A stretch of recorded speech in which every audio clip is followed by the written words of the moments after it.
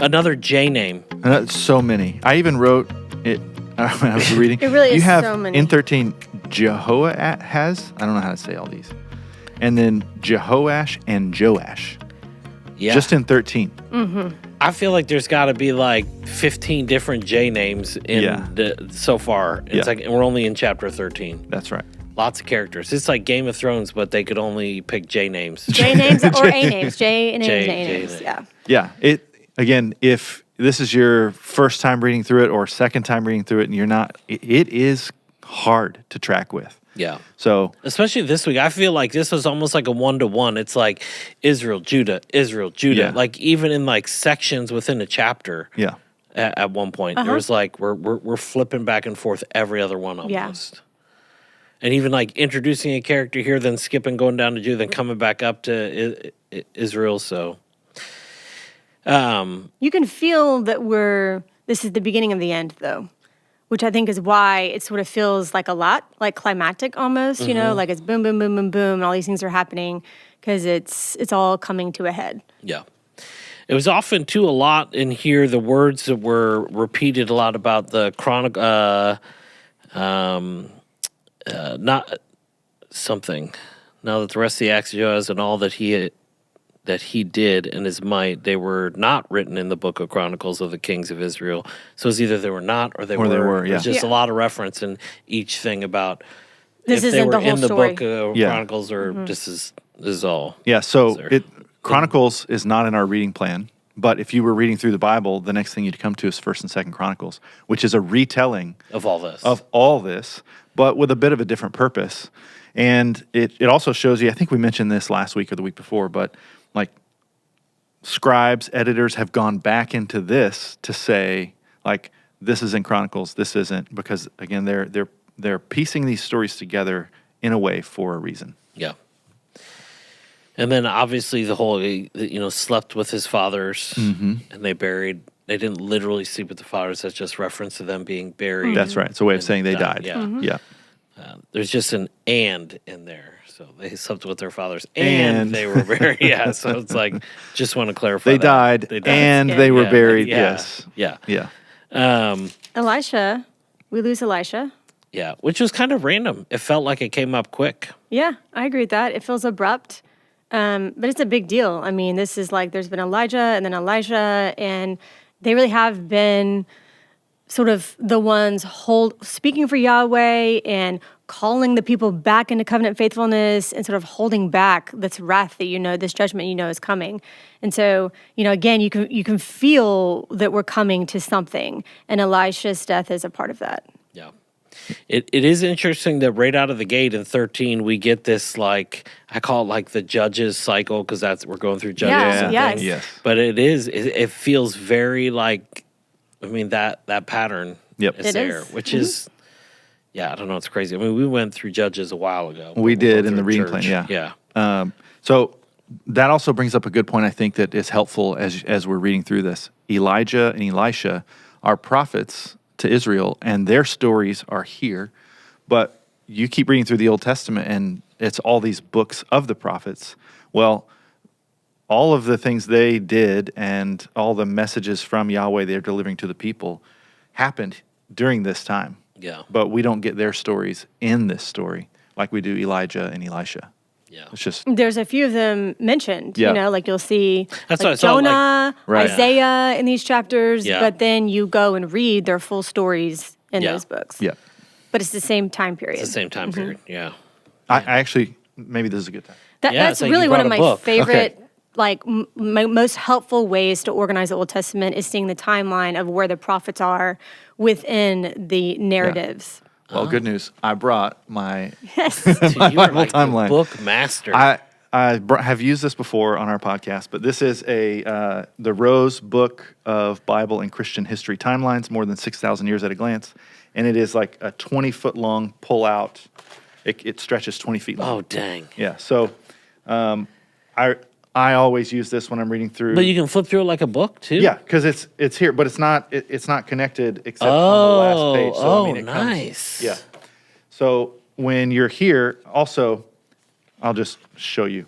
It tells you like the conquest and the judges. Then we were in the United Kingdom. back during David and Solomon. Yeah. Now we're in the divided kingdom. But then here it's going to tell us Israel and Judah. It's going to tell us biblical events, where they fall, and then world history events down here. And I mean, this is one of my favorite all-time resources. But here you can see the kings of Israel, and you remember, like, some of them just reigned for like a year or months or days at a time, and that's why they're so close to each other. But then you have a big gap with Ahab because he reigned for so long. Tracking with that? Yep. So here we're Jehoahaz, Ahab. Jehoash, Jeroboam II, and then Zechariah, and then there's a whole bunch in Israel that we're talking about today. Yeah. And you see the kings of Israel seem to reign often for longer periods. But Wait, in Israel or Judah? Judah. sorry, I mean Judah. Yeah. Yeah. Thanks. But here, Israel, like here we are. You can see it. It ends, and we're talking about that today.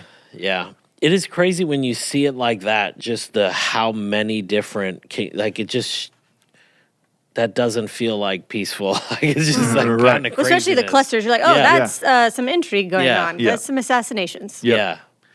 So again, Wow, all that's these, cool. when you're just reading and you don't have a visual, Yeah. well, maybe I should not speak for others, but for me, it's hard Oh, to yeah. track. But then when I see it, I begin to piece it all together. Like, okay, Yeah. this helps me grasp a little bit more. That is one thing that I did feel like, because I saw something about like online about the Dead Sea Scrolls and scripture recently, and this is like, dude, this is history. And then when you see it like this and all this other stuff, like this is history. Yeah. Like, I for think real. in your ESV cheat notes there, at one point there is I don't remember which it was. I think it was Pekah, I don't know how you say his name, in Israel. There is in the notes, it even says like this is confirmed because a clay tablet was found Yeah. by an archaeologist, and it says like this guy's name, King of Israel. Yeah. And yeah, a lot of that's Dude, that's confirmed. wild. It's cool. Yeah, theological history. So it's organized in a specific way to give us a point, and it's also certain things are emphasized and numbers are used a certain way, but it's still history. I think that's sort of hard for us to hold those two things together, but that's what their literature was. Yeah. It wasn't just the telling of facts. It was facts and history told in a specific style and way, so we understood what the point was. Yeah, and again, the purpose wasn't history as we think of history Right. when we're in a class reading It a wasn't history just facts. textbook. It is all about Yahweh and his people. And so that's the purpose of Why are we yeah. in exile? Yeah. Yeah. Also in this, helpful, we were talking a minute ago about the prophets. This tells you where in the timeline the prophets were. Well, So again, that. It's you really said helpful. it's super helpful. Yeah. It's all of this is just really helpful. Yeah, because I used to, whenever I, first started reading scripture when I was really young, I just, I love to read. And so I read my Bible. I thought, this is chronological. I'm going to start here and end here. And it's like, what is even happening by the time you get anywhere? But just seeing the picture, the visual of this is where it all sits, even though it's organized by genre, Yeah. is so helpful. Yep. Yeah. Okay. We're in 13. Moving on. Yep. Elisha dies, and how cool was it? This guy is struck down and falls into his grave, Yeah. and then comes back to life. Well, he touched the bones. Touch the bones, yeah, That'd be wild. That's wild. Yeah. right. Like you think he's like dying, and then he touches it. Like he's not dead, but he's like, oh, I'm about to go. And then he just reaches out, touches this thing, and is like Yeah, healed. I mean, who knows how it went, but that'd be crazy. Yeah. I mean, I don't do too much with that, but, Oh, come on. exile is, it's equated with death and tombs. And so we do know that's where we are in this story, is this prophet's gone now.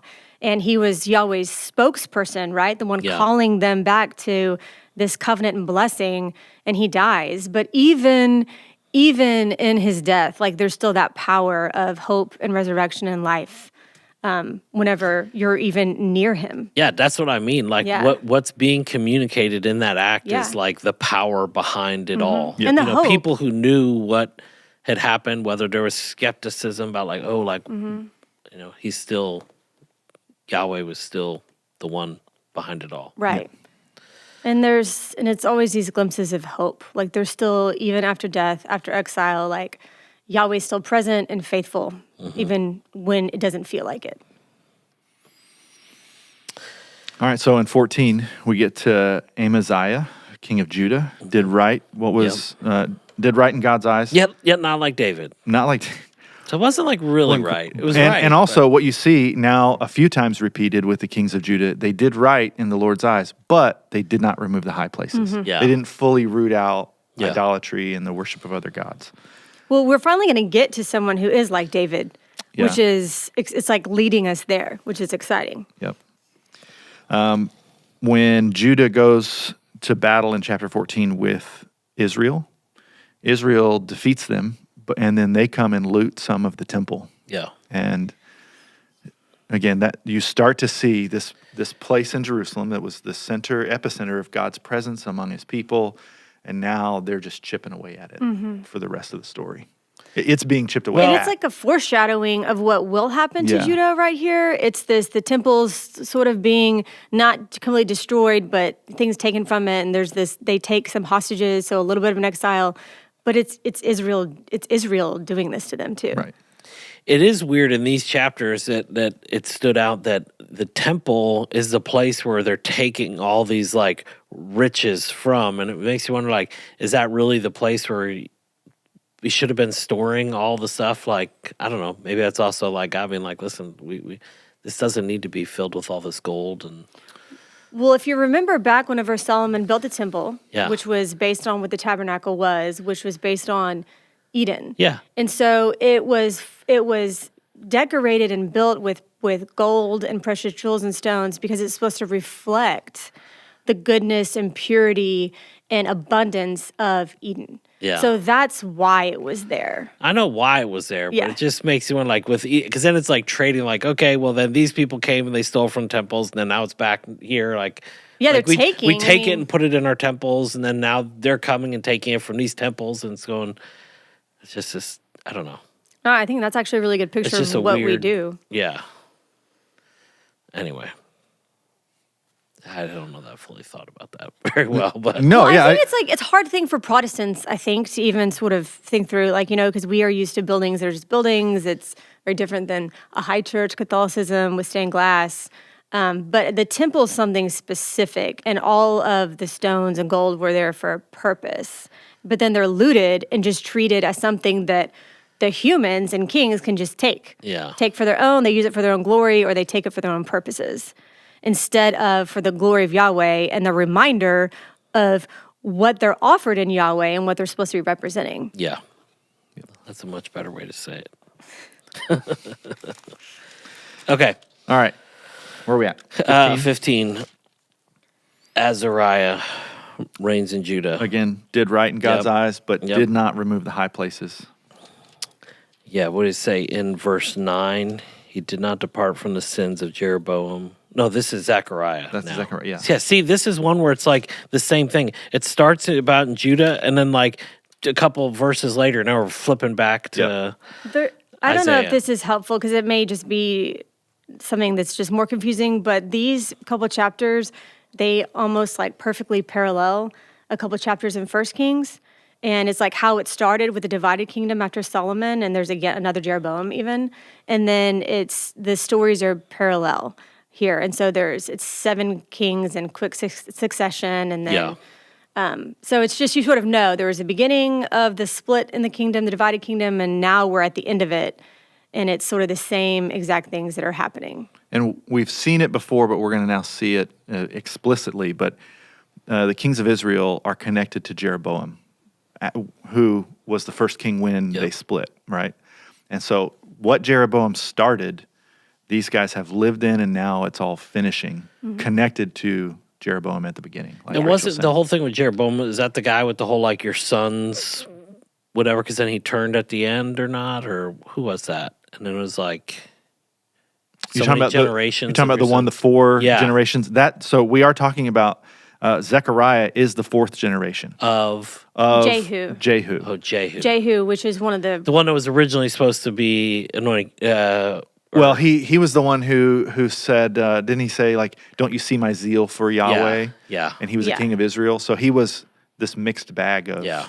Yeah. But he was the one That originally who was supposed Elijah was supposed to anoint. Yes, that's right. To sort Yeah. of end this other Yeah. corrupt. Yeah. But again, Yes, Jeroboam right. goes back to after Solomon when the Okay. kingdom The beginning of split. the divided Yeah. kingdom. Yes. And if you remember, when they divided, he constructs the high places because the people of Israel aren't going to go back to Jerusalem where the temple is. They need their own space and place Yeah. to worship Yahweh, and Yahweh says that's not right. And But- you just anytime it's a literary device, so it begins with this name and pattern and it ends that way too, which again doesn't mean it's not real history. It just means that how it's being told is so you go, oh, okay, this is how we started. And so we sort of know it's coming to an end, but it's all the same sin, the same reason why they're in exile. Yeah. But repeatedly throughout this, we get that line. That's why I noticed, like, man, this is repeated a lot. Just this idea that, they did not depart from the sins of Jeroboam, and it made all Israel sin, Yep. or made them to sin. Yep. Which is Nevertheless. Nevertheless. Yep. okay. Here's where we get your Pekah. Yep. And we get Micaiah and Pekah. Looking at our timeline, see, like after Zechariah, then it's just like quick succession. They're just boom, boom, boom. Yeah, that's interesting. Zechariah, Shallum, Menahem, and that guy's evil. And He- sorry.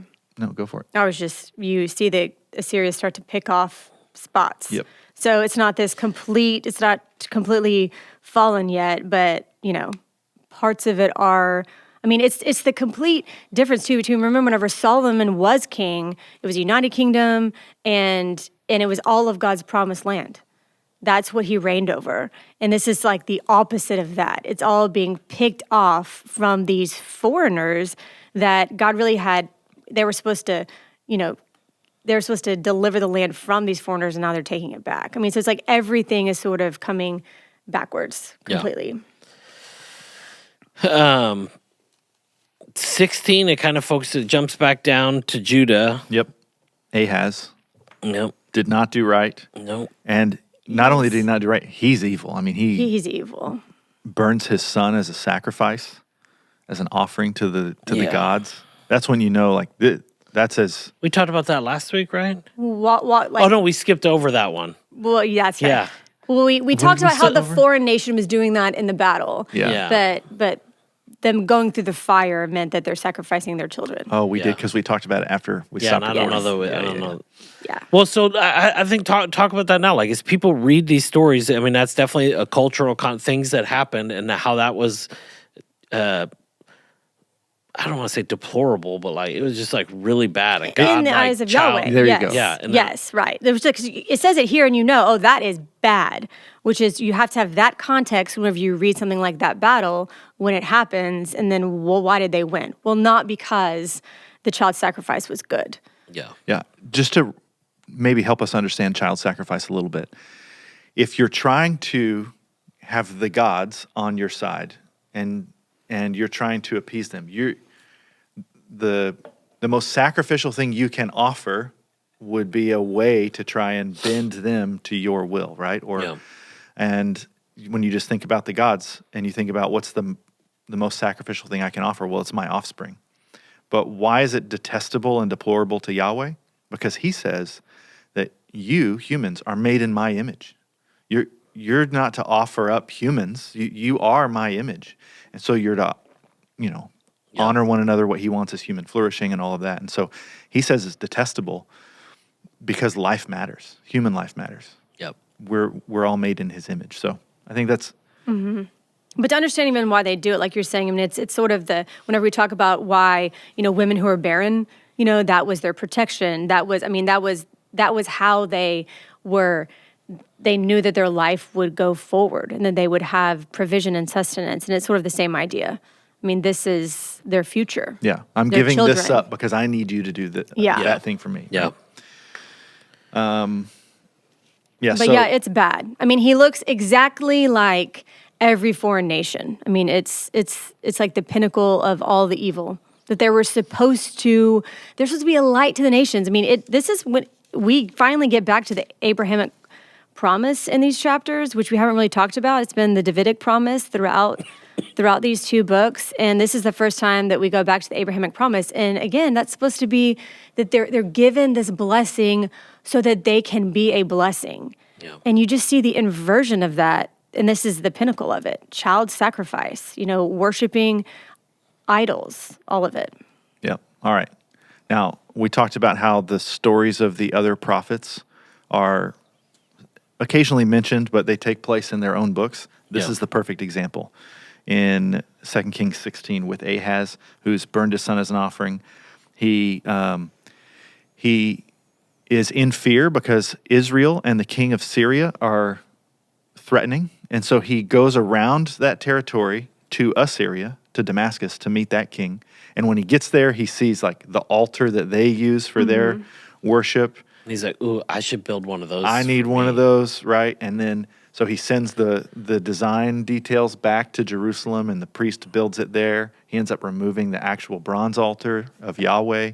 Says he's going to use that for his own, like, divination purposes, not connected to Yahweh. He remodels some of the temple so that when the king of Assyria comes, he's hopefully impressed, and it is there. So Isaiah chapter 7. So if you were to read 2 Kings 16 and then flip over to Isaiah 7, you're going to read the same story. Isaiah sent to King Ahaz. So now you get the word of Yahweh to this king. And he basically, Isaiah tells him, you don't need to fear Israel. You don't need to fear Syria. You don't need to be in league with the Assyrian king. Yahweh has you. Mm-hmm. And Ahaz, he actually says, I will not listen to the word of Yahweh. I will not even inquire of Yahweh. And so then you have a judgment spoken against him. But this is where this promise, it sounds really strange because it doesn't actually come to fruition here. But when Jeremiah is speaking, he says, therefore the Lord himself will give you a sign. Behold, the virgin shall conceive and bear a son and call his name Emmanuel. And so in Isaiah, there's all these promises of the Christ to come. That's connected to this story we're reading in 2 Kings 16, where the Lord says, look, you're not going to trust in me, but I'm going to fulfill my promise to my people anyway, and it'll come later. Yeah. Anyway. In the midst of just the worst. The worst, yeah. Worst rebellion that they have to offer. I mean, this was a devastating chapter to me. I mean, I hate reading it. Mm-hmm. It's so, I mean, even them, remember way back when we talked about covenants and how there's a suzerain vassal covenant? And that's really what they have with Yahweh is we will be your servant. We're a lesser kingdom. We're your representatives, but you're going to protect us and bless us. It's a very well-known kind of covenant at this time. And that's what they begin to enter into with these foreign kings. So they become not the vassals of Yahweh, but the vassals of these foreign kings. So even just that, no, like it's over because you're already in a covenant with the true king who actually can protect you. And instead they're entering into these other covenants. But it's not like a good king, so to speak, doing that. This is a bad guy. Bad king. Bad king. Bad Even choices. a good king doing it, though, when a good king does it, things It's aren't going to work out because you already have Yeah. a king. And we'll see that again in Hezekiah and 18. Like the tension there, we'll get there in a sec. Yeah. So chapter 17 matters though, because we're now at the end of Israel. Yeah. Yes. So that's when this bubble up here ends. Last king of Israel. We've already seen a little bit of exile begin back in chapter 15, but he's made a promise to the king of Assyria, but then also a promise to the king of Egypt that makes the king of Assyria upset. So he comes and attacks Israel. Yep. For 3 years. Even just the impatience with the foreign kings that they were vassals towards, like they have an inkling of rebellion. They have like, oh, maybe you're talking to Egypt, or maybe I'm not satisfied with you, and it's over. They attack and they siege and they ship them off to foreign countries, and just like that juxtaposition between that And like all of these years and chapters we're reading of God's just his patience and his faithfulness in the midst of the worst kind of rebellion should shock you, should remind you of how patient God is. Yeah. Maybe we should talk for a moment just about exile. Like, why is that devastating for God's people? But then why does it even happen to begin with? You go ahead. No. I was on the way here and I called Aaron. I was like, I want to do a podcast about exile. Yeah. Just about exile. It's so important. Yeah. Well, it's a theme we've talked about before. I mean, it's not new. Yeah.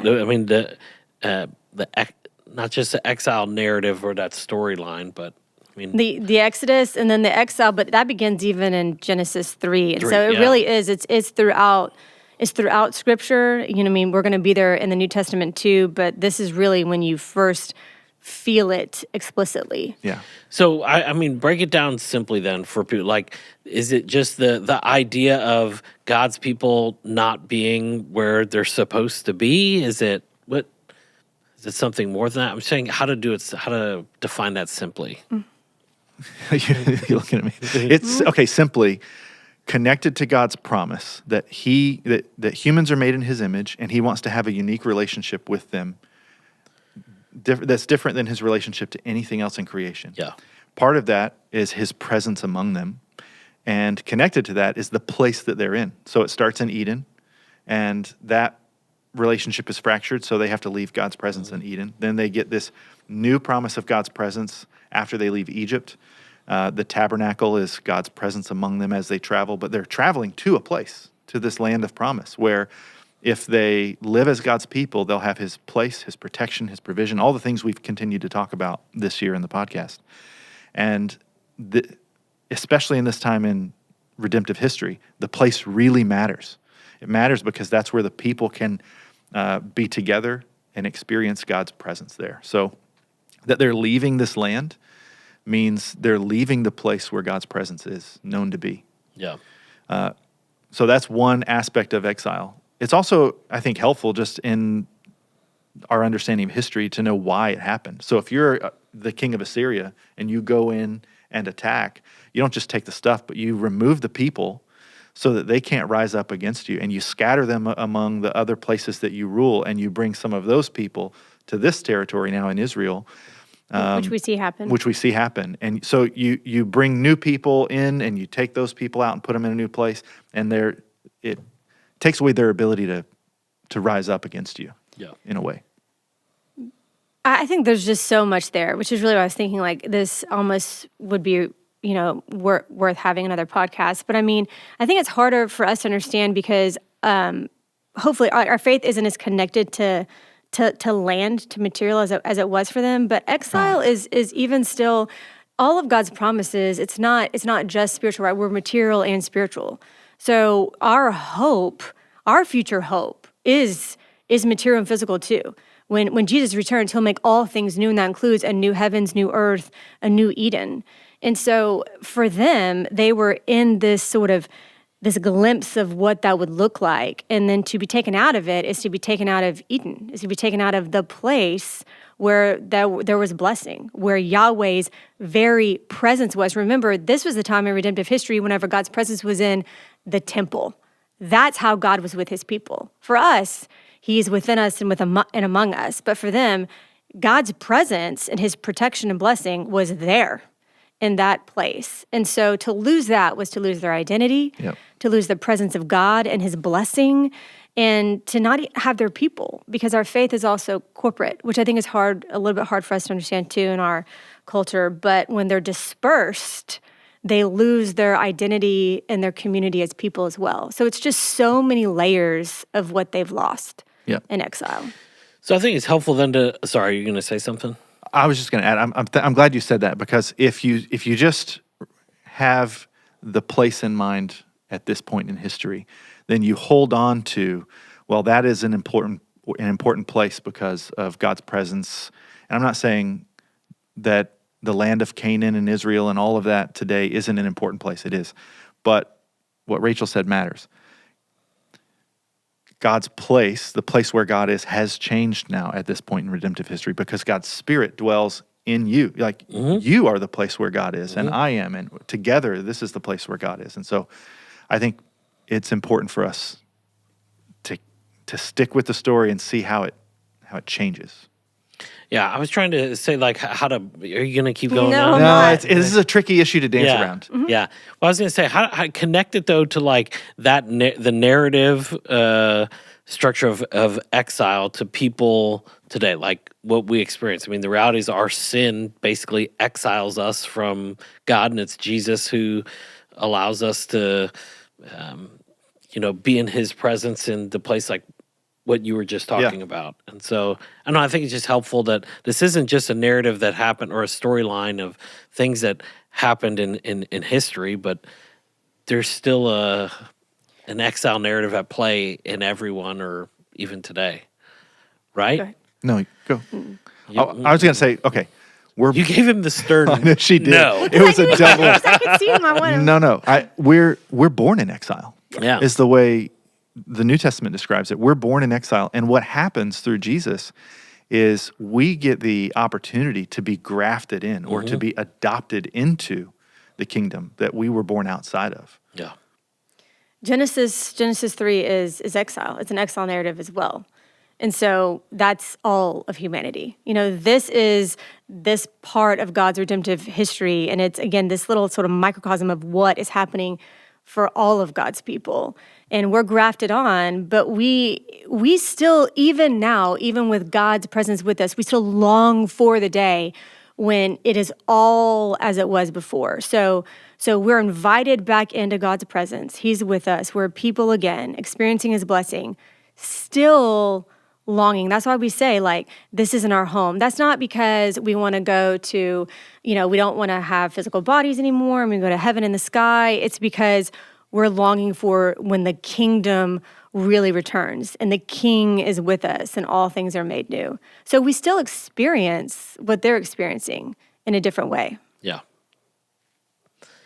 This good. This could be a long Yeah. one. Yeah. All right. See? That's great. 17. Just thinking the tail end of 17. Yeah, verse 21, when this is the last king of Israel. When he had torn Israel from the house of David, they made Jeroboam the son of Nebat king, and Jeroboam drove Israel from following the Lord and made them commit great sins. The people of Israel walked in all the sins that Jeroboam did. They did not depart from them until the Lord removed Israel out of his sight. So that's just saying what Jeroboam began, now the Lord's he's done with Israel. It's over. And it'll go on to say, like, Judah was the only one left. Yeah. Exiled unto this day.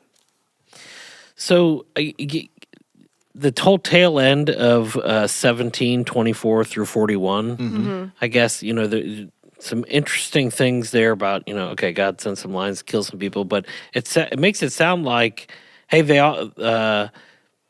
maybe they're starting to do some good things. Hey, they feared the Lord. They appointed among them all sorts of priests to the high places. Yeah. So I don't know. It's a good insight into their cultural context, I think. That, I think, is the most helpful thing about this is that you really can see how the people of this time thought about gods and deities. They were attached to the land. So these new people that came in, like Lance was saying, like this king was going to send in new people. So the Israelites had to go, and then they brought in new people. But the new people are like, well, we don't know this God. Like, we know our gods, and we're going to worship our gods, but we have to also worship the God of this land so that He protects us. Just like whenever the Israelites came in, they started to worship other gods because they wanted the protection of whatever gods were around. That's just how they thought about how deities worked. And provision. I mean, this Right. land is what has to sustain them. And so they need the God of this land to, make the crops grow and the rainfall and the sunshine. So I don't think it's saying that these people were doing right. It's just sort of seeing, like, this is how they were thinking about Yahweh, is that Yahweh, for these foreigners who came in, they combined worship of Yahweh with all of their other worship. So really, they are doing the same thing that the Israelites were doing too. So these foreign nations come in, they're acting just like the Israelites were doing, which was sort of thinking they were worshiping Yahweh, but really treating Him as if He was just another deity who they could appease and have provision and protection from. Yeah. It's just weird because it uses the word that the Lord made a covenant with them and commanded them, but maybe he's talking about a different set of people. I don't know. It's just weird in the later part of 17. But all right, Well, the later part of 17, like when you get to verse 34, it's calling back to Israel. He's like, to this day, they, Israel, do according to the former manner. They do not fear the Lord, and they do not follow the statutes or the rules or the law of the commandment that the Lord commanded the children of Jacob, whom he named Israel. The Lord made a covenant with them and commanded them, you shall not fear other gods or bow yourselves to them. Like, that's the first commandment, Okay. right? He's reminding us of He's Of the covenant. So he's reminding the Assyrians of the covenant he made with He's reminding us. us. Yeah. He's reminding the his readers. readers, Oh, okay. which are in exile. Okay. But they didn't listen. Yeah, still- why all this They happened. lost their But yeah, mind. it does come right after. I mean, above that, when the people of the land. What, verse 26? So the king of Assyria was told, the nations that you've carried away and placed in the cities of Samaria do not know the law of the God of the land. Therefore, he sent lions among them, and they're killing them. Yeah. Like, that's just a That's what I wild picture. said, Yeah. Okay, then we get to 18. Okay, Hezekiah Hezekiah. did right Hezekiah. and removed the high places, and like that should stand out when you read that. Wait a minute. How many times have we read, but he did not remove But the he- high yeah. places? Yeah. Yeah, and it even brings up the bronze serpent of Moses. You remember that? Mm-hmm. When the people were rebelling and God sent serpents into the camp and people were dying, he makes this bronze serpent and he holds it up. Anyone that looks upon it would be saved. Yeah. And I think back when we read that, we talked about how Jesus says, I'll be lifted up, and when you look upon me, you'll be saved, right? Yeah. Okay. That bronze serpent, they still have all these years later, and it's a long time. And apparently they've twisted it and used it for some other type of worship. I think in your ESV study notes, it'll say something like, likely the god of Asherah or Ashtoreth, one of those, which is a serpent, Fertility. like connected to serpents. And so Hezekiah realizes they're misusing this ancient artifact that was important in their history. He breaks it apart. Like, we're not going to misuse this that might draw us away from Yahweh. To me, that's powerful. That'd be like destroying one of our nation's founding artifacts because it's being misused. Yeah. And just the danger of taking a good thing and worshiping it too. You know, I mean, it has happened throughout the history of the church. You know, anything that, the saints, their bones and their artifacts, thinking that is what has power. What Yahweh has used isn't Yahweh. And so, but there's always this danger of worshiping God's gifts instead of worshiping God. Oh, that's good. Yeah, that's a good word.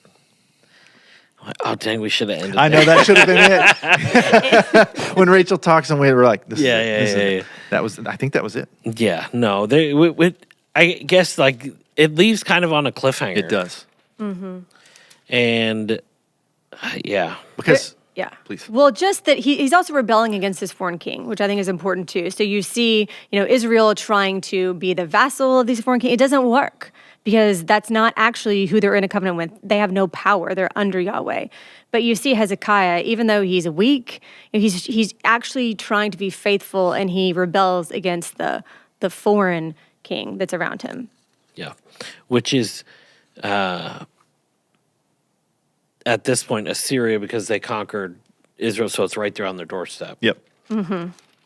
I also think this is a good place to point out that when we get to the New Testament and we read the stories in the Gospels of like Jesus interacting with the Samaritan woman or the Good Samaritan, these are people that are descendants of those that are now in the land that was Israel. So remember, some were carried off, some were left behind, but then new people came in, and their descendants are known as Samaritans.